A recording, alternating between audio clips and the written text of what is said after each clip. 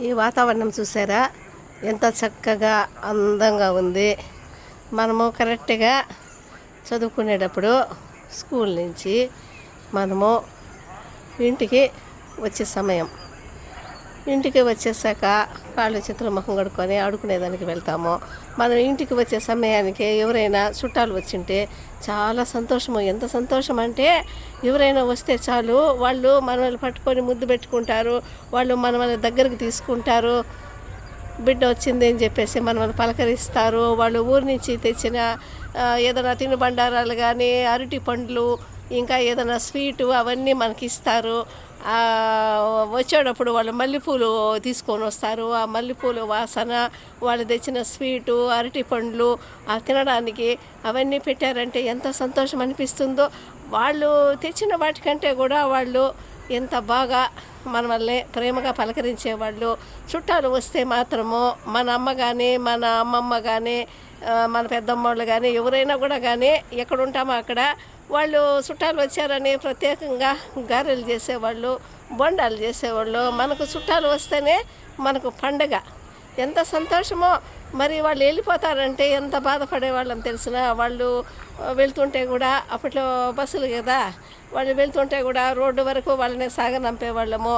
వాళ్ళు వెళ్తుంటే కూడా వాళ్ళు వదిలి వెళ్ళలేక వెళ్ళేవాళ్ళు. మనము వాళ్ళని కొద్ది రోజులు ఉండమని మన అమ్మోళ్ళు, మన అమ్మమ్మోళ్ళు వాళ్ళని బలవంతం చేసేవాళ్ళు. బలవంతం చేసి వాళ్ళని ఉండమని చెప్పేవాళ్ళు. వాళ్ళు తర్వాత వస్తామని బుజ్జగించి వెళ్ళేవాళ్ళు. వాళ్ళు ఎప్పుడు వస్తారని కూడా మనం ఎదురు చూసేవాళ్ళము.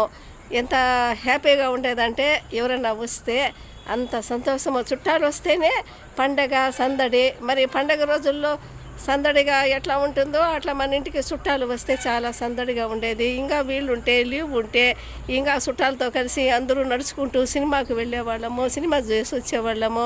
పగులు కూడా వెళ్ళి మ్యాట్ని చెప్పి చూసి వచ్చేవాళ్ళము. ఆ నడుచుకుంటూ వెళ్ళేవాళ్ళము. సినిమాకి వెళ్ళేటప్పుడు మనము బాగా ఏదో 4-3 జతలు ఉంటాయి అంతే, దానికి మించి ఎక్కువ గుడ్డలు ఉండేటివి కావు. ఆ గుడ్డల్లో ఒకటి మంచిగా ఉండే గౌన్ వేసుకొని మనం కూడా వాళ్ళతో వెళ్ళేవాళ్ళము. అది ఎంత బాగుండేదో ఏమో. కొత్త గుడ్డలు వాసన వచ్చేది ట్రంక్ పెట్లో నుంచి తీసిస్తే. ఆ రోజులు ఇప్పుడు రావేమో, చాలా బాధేస్తుంది. ఈ వాతావరణం చూస్తేనే అప్పట్లో రోజులు జ్ఞాపకం వస్తున్నాయి. ఆ రోజులు రావేమో. కానీ ఇప్పుడు రోజులు వేరు. సెల్ ఫోన్లు, టెక్నాలజీ డెవలప్మెంట్ అయ్యి ఇప్పుడు ఉండే ప్రేమలు ఇప్పుడు ఉంటాయి, అప్పుడు ఉండే ప్రేమలు అప్పుడు ఉంటాయి. ఇంకా రాబోయే ముందు రోజులకు, ఇప్పుడు ప్రస్తుతం నడుస్తున్న రోజులు, రాబోయే రోజులకు ఇవి గతం అయిపోతుంది, ఓల్డ్ అయిపోతుంది. అప్పుడు రాబోయే తరం వాళ్ళు, మన బిడ్డల వాళ్ళు, 2-3 తరాల వాళ్ళు ఈ జ్ఞాపకాలు తలుచుకొని వాళ్ళు సంతోషపడతారు. ఈ రోజులు వాళ్ళకు పాతవిగా అనిపిస్తాయి. జీవితం అంటే ఇదేలాగా గడిచిపోతుంది. ఇప్పుడు ఉద్యోగాలు చేస్తుంటాము, మంచి మంచి ఆఫీసర్స్, మనం స్ట్రిక్ట్గా చదువుతుంటాము.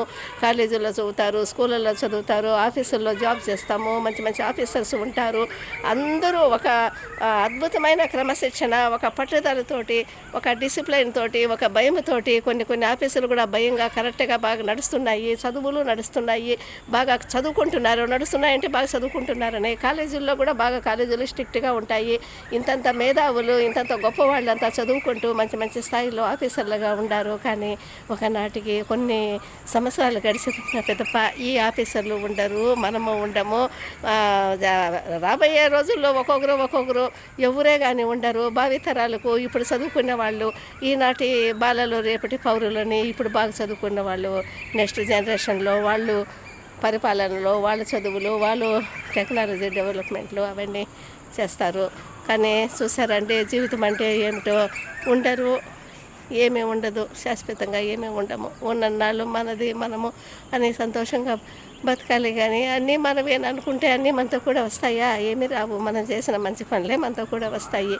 కాబట్టి అందరూ హ్యాపీగా ఉందామో, సంతోషంగా ఉంటామో. ఈ సాయంత్రం సమయంలో నాకు చిన్నప్పుడు గుర్తులు, జ్ఞాపకాలు అన్నీ గుర్తొచ్చాయి. ఎందుకో నాకు యూట్యూబ్లో చెప్పుకోవాలనిపిస్తుంది. యూట్యూబ్లో తప్పించి నాకు చెప్పుకునేదానికి కూడా ఎవరు లేరు.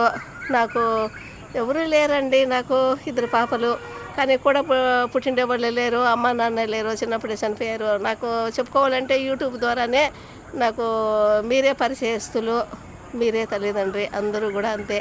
కానీ యూట్యూబ్ వలన కూడా మనసుకు సంతోషం కలుగుతుంది, ఆనందంగా ఉంటాము, సంతోషంగా ఉంటాము. చాలా సంతోషము. యూట్యూబ్ అంటేనే సంతోషం అనిపిస్తుంది. ఏదైనా మనకు ఏదైనా ఒక చెప్పాలంటే కూడా ఒక అద్భుతంగా అనిపిస్తుంది. ఏదైనా చెప్పాలంటే కూడా నలుగురు చూస్తారు అనే ఒక సంతోషం అనిపిస్తుంది. చాలా సంతోషము.